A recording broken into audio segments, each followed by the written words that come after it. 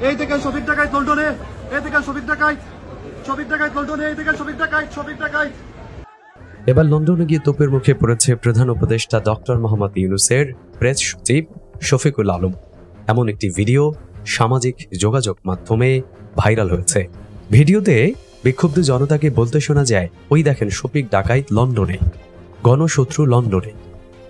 ভিডিওটি মুহূর্তের মধ্যেই সামাজিক যোগাযোগ মাধ্যমে ভাইরাল হয়। তবে ভিডিওটি ভাইরাল হবার পর শফিকুল আলম নিজেই তার ফেসবুকে একটি পোস্ট করেন। সেখানে তিনি লেখেন, ঘেউ ঘেউ করার জন্য পুরো ইউরোপ জুড়ে টোকাইয়া মাত্র 20 জন লোক পাইল তারা। এই দেখেন শফিক ডাকাইত লন্ডনে, এই দেখেন শফিক ডাকাইত লন্ডনে, এই দেখেন শফিক ডাকাইত গণশত্রু, এই যে গণশত্রু লন্ডনে, এই দেখেন। তবে অন্য একটি ভিডিওতে শফিকুল আলমকে অশ্রাব্য ভাষায় গালিগালাজ করতেও শোনা যায়।